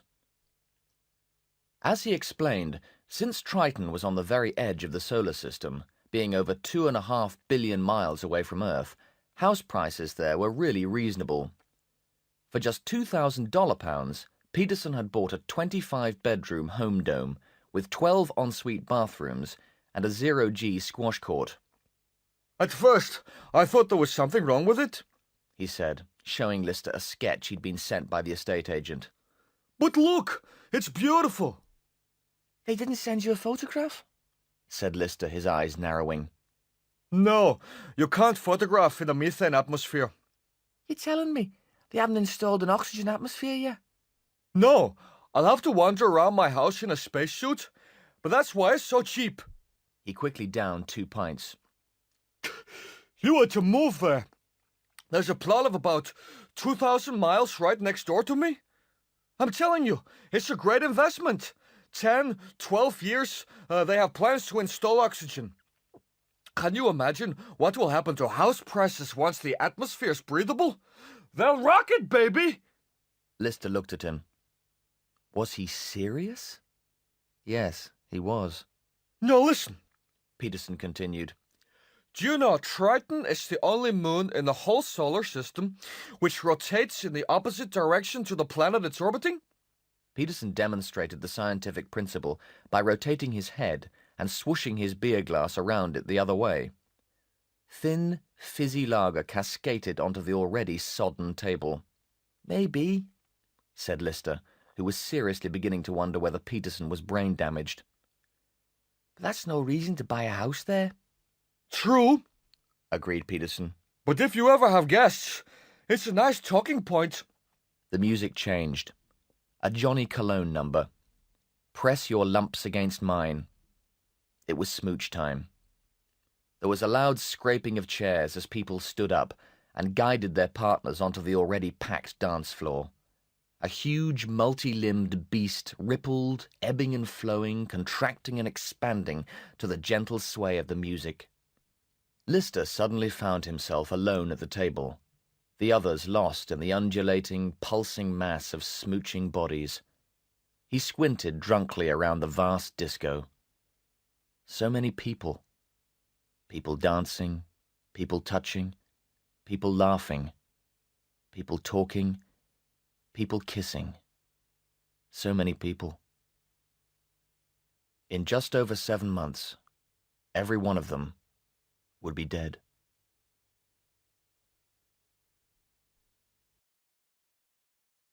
"5 months later, Lister stared out of the sleeping quarters' viewport window and saw nothing. Just a few very distant stars and an awful lot of black. It was pretty much the same view he'd had for the past 21 weeks. At first he'd found it awe-inspiring. Then slowly, that had given way to just plain dull. Then very dull. Then deeply dull. And now it was something below deeply dull, and even below deeply hideously dull. A word for which had yet to be devised. It was, he thought, even more mind-numbingly, deeply, hideously dull than an all-nighter at the Scala watching a 12-hour season of back-to-back Peter Greenaway movies. If you went to the British Library and changed every word in every single book to the word dull, and then read all the books out in a boring monotone, you would come pretty close to describing Lister's life on board Red Dwarf. He looked at his watch. 1950 ship time. He was waiting for Peterson to show up, and they were going down to the Copacabana Hawaiian cocktail bar to spend the evening in the exact same way they'd spent 133 of the last 147 evenings. Drinking hugely elaborate San Francisco earthquakes from plastic coconuts with Chen and Selby and failing to meet any interesting women. Or, more to the point, any interesting women who were interested in them. Dull and gruesomely monotonous as his social life was, Lister knew for a fact that it was at least 474 times more interesting than his working life on Z shift under Rimmer. Rimmer was sitting at his slanting architect's desk under the pink glow of his study lamp, with a tray of watercolours, making out a revision timetable in preparation for his astronavigation exam. In all, he'd taken the exam 11 times. 9 times he'd got an F for fail, and on 2 occasions he'd got an X for unclassified. But he persevered. Each night he persevered under the pink glow. Each night he nibbled away at his skyscraper-high stack of files which stored his loose-leaf revision notes. He nibbled away, trying to digest little morsels of knowledge. Little morsels that stuck in his gullet, that wouldn't go down. It was like trying to eat wads of cotton wool. But he persevered. Rimmer wanted to become an officer. He ached for it. He yearned for it. It wasn't the most important thing in his life. It was his life. Given the opportunity, he would gladly have had his eyes scooped out if it meant he could become an officer. He would happily have inserted 2 red-hot needles simultaneously through both his ears, so they met in the middle of his brain, and tap-danced the title song from 42nd Street barefoot on a bed of molten lava while giving oral sex to a male orangutan with dubious personal hygiene. If only it meant attaining that single elusive golden bar of an astronavigation officer 4th class. But he had to do something much more demanding, much more impossible, and much more unpleasant.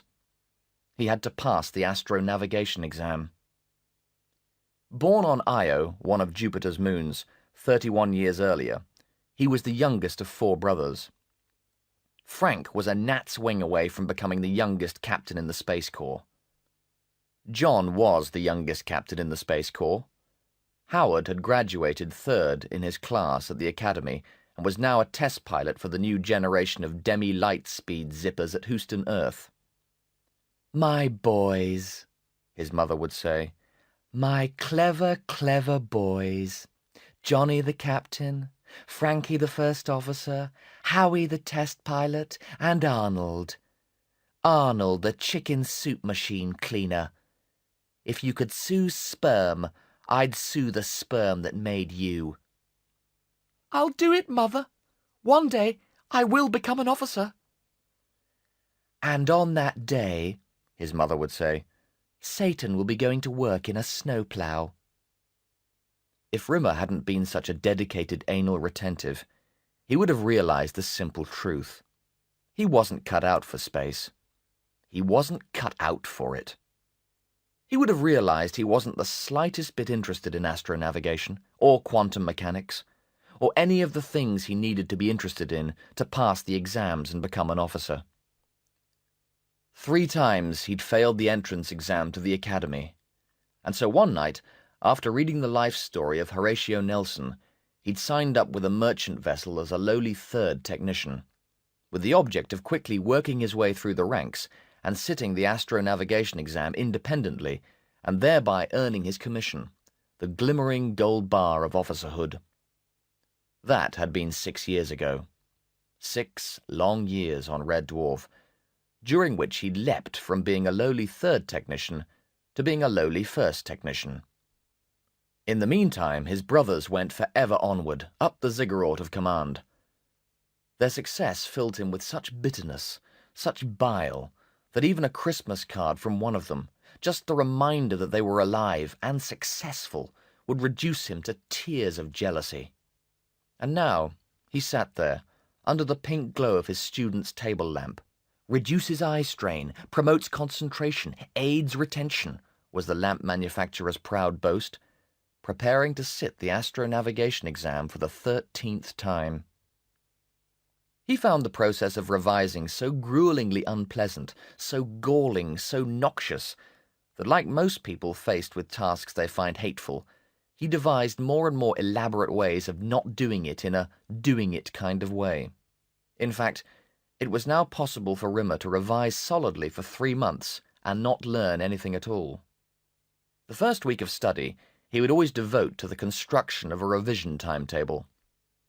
At school, Rimmer was always at his happiest colouring in geography maps. Under his loving hand, the ice fields of Europa would be shaded a delicate blue. The subterranean silica deposits of Ganymede would be rendered centimetre by painstaking centimetre a bright and powerful yellow, and the regions of frozen methane on Pluto slowly became a luscious, inviting green. Up until the age of 13, he was constantly head of the class in geography. After this point, it became necessary to know and understand the subject, and Rimmer's marks plunged into the murky depths of F for fail. He brought his love of cartography to the making of revision timetables. Weeks of patient effort would be spent planning, designing and creating a revision schedule which, when finished, were minor works of art.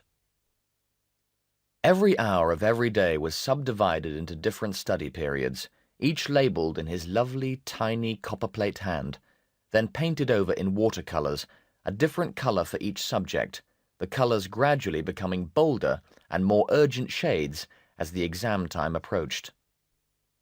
The effect was as if a myriad tiny rainbows had splintered and sprinkled across the poster-sized sheet of cream-wove card. The only problem was this. Because the timetables often took 7 or 8 weeks, and sometimes more to complete, by the time Rimmer had finished them, the exam was almost on him. He'd then have to cram 3 months of astronavigation revision into a single week. Gripped by an almost deranging panic, he'd then decide to sacrifice the first 2 days of that final week to the making of another timetable. This time, for someone who had to pack 3 months of revision into 5 days. Because 5 days now had to accommodate 3 months' work, the first thing that had to go was sleep. To prepare for an unrelenting 24-hour-a-day sleep-free schedule, Rimmer would spend the whole of the first remaining day in bed, to be extra ultra-fresh, so he would be able to squeeze 3 whole months of revision into 4 short days.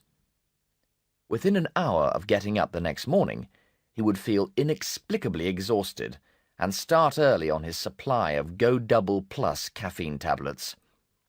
By lunchtime, he'd overdose and have to make the journey down to the ship's medical unit for a sedative to help him calm down. The sedative usually sent him off to sleep, and he'd wake up the following morning with only 3 days left, and an anxiety that was so crippling he could scarcely move. A month of revision to be crammed into each day. At this point he would start smoking. A lifelong non-smoker, he'd become a 40-a-day man. He'd spend the whole day pacing up and down his room, smoking 3 or 4 cigarettes at a time, stopping occasionally to stare at the titles in his bookcase, not knowing which one to read first, and popping twice the recommended dosage of dog-worming tablets, which erroneously he believed to contain amphetamine.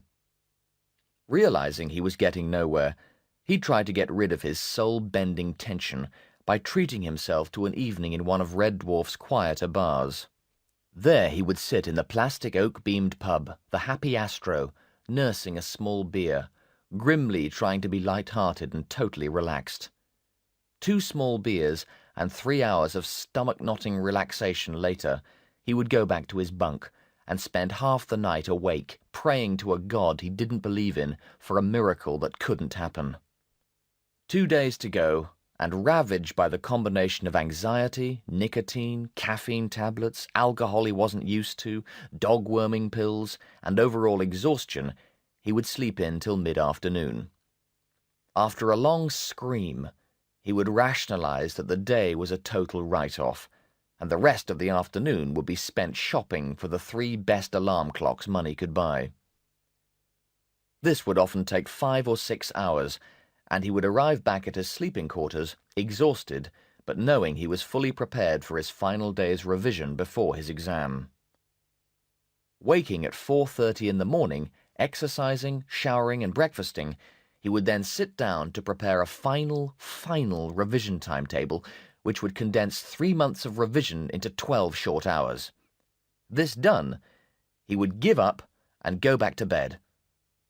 Maybe he didn't know a single thing about astronavigation, but at least he'd be fresh for the exam the next day. Which is why Rimmer failed exams. Which is why he'd received 10 Fs for fail and 2 Xs for unclassified. The first X he'd achieved when he'd actually managed to get hold of some real amphetamines, gone into a spasm, and collapsed 2 minutes into the exam.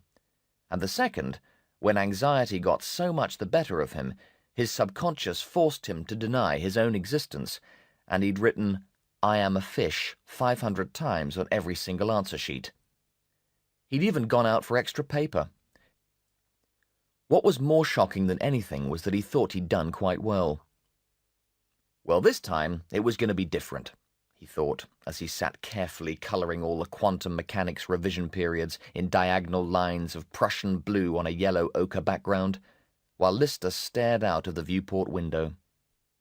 Peterson clomped noisily into the room and did his traditional parody of the full double-rimmer salute, which ended with him slapping his face several times and throwing himself onto the floor.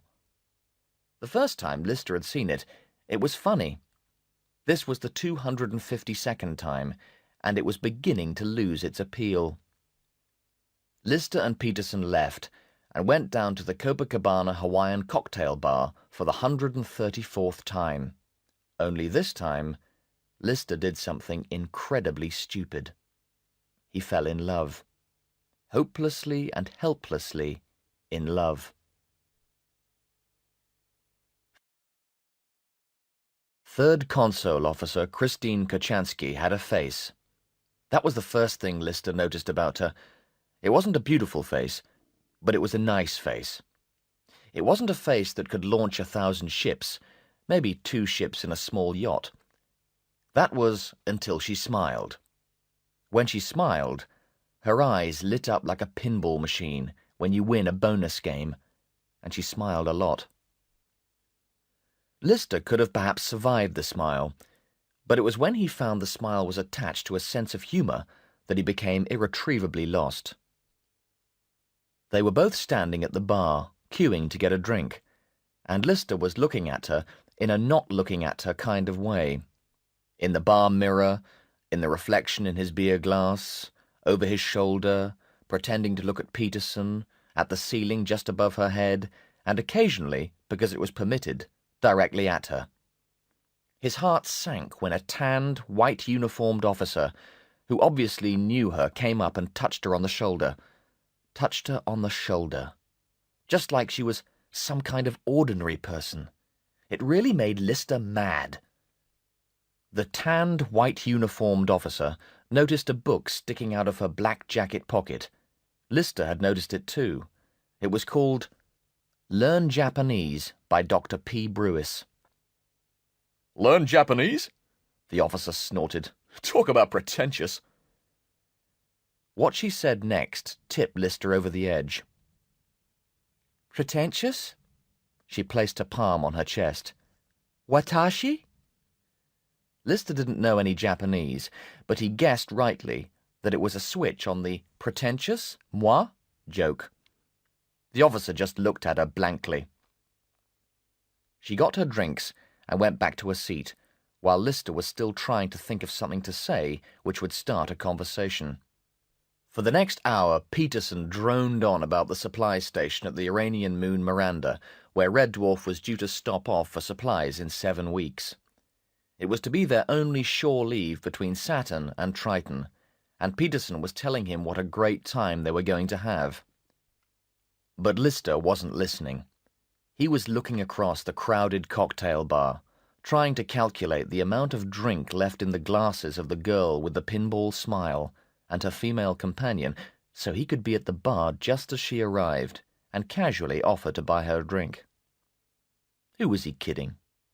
How do you casually offer to buy someone a drink without making it sound like, I want you to have my babies? If he hadn't been crazy about her, it wouldn't have been a problem. Lister never had any trouble asking women for a date, provided he wasn't too keen on them. When he was, which didn't happen too often, he had all the charm, wit, and self-possession of an Alsatian dog after a head swap operation. She got up to go to the bar. Lister got up too. They exchanged smiles, ordered drinks, and went back to their separate tables. Damn! Smeg! Blew it! She got up again.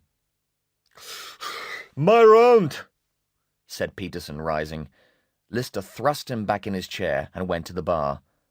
They exchanged smiles, and highs this time, ordered their drinks, and went back to their separate tables. Damn! Smeg! Blew it again!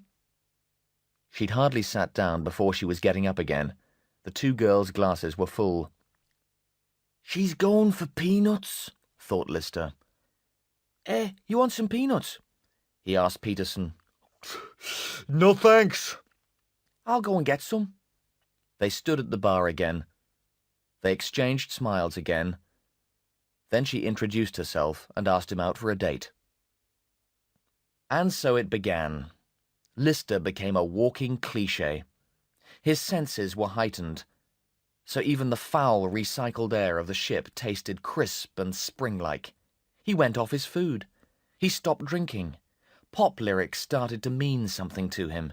Magically, he became better looking. He'd heard that this happened, but he'd never really believed it. He got out of bed before his alarm clock went off, unheard of. He started to marvel at the view out of the viewport window. And his face acquired 3 new expressions. 3 expressions which he'd stolen from her. 3 expressions which on her he found adorable. He wasn't aware of even copying them, and he certainly wasn't aware how stupid he looked when he pulled them. And even if he had been aware, he wouldn't have cared, because 3rd Console Officer Christine Kachansky, also known as Babes, also known as Ange, short for Angel, also known as Chrissy, also known as KK, Sweet Pea, and a host of other too nauseating to recount, was madly, electrically in love with him. Lister's all-time favourite movie was Frank Capra's It's a Wonderful Life, and just to make things totally perfect, it happened to be Kachansky's too. They sat in bed. Kachansky's bunkmate Barbara had been chased away to the ship's cinema yet again, eating hot dogs, doused in mustard, and watching for the 3rd consecutive night It's a Wonderful Life on Kachansky's sleeping quarters vidscreen. Suddenly, in the middle of the scene where Jimmy Stewart's father dies, Lister found himself for the first time in his life talking about his own father's death. It wasn't, of course, his real father, but he was only 6 at the time, and he didn't know then that he'd been adopted. It had been a gloriously hot day in midsummer, and the 6-year-old Lister was given toys and presents by everyone. It was better than Christmas. He remembered wishing at the time a few more people would die so he could complete his Lego set. She held his hand and listened. Me grandmother tried to explain. She said he'd gone away and he wasn't coming back. So I wanted to know where. She told me he was very happy, and he'd gone to the same place as my goldfish. Lister toyed absently with his plaited locks. I thought they'd flushed him down the bog. I used to stand with me head down the loo and talk to him. I thought he was just round the U-bend. In the end, they had to take me to a child psychologist because they found me with me head down the pan reading him the football scores. This had never struck Lister as being funny, but when Kachansky started roaring with laughter, he started laughing too. It was like a geyser going off. Something was exorcised. And as they lay in the crumb-laden sheets wrapped in each other's arms, giggling like idiots, and even though they'd only been dating for 3.5 short weeks, Lister knew more certainly than he'd ever known anything in his life before that they'd be together forever.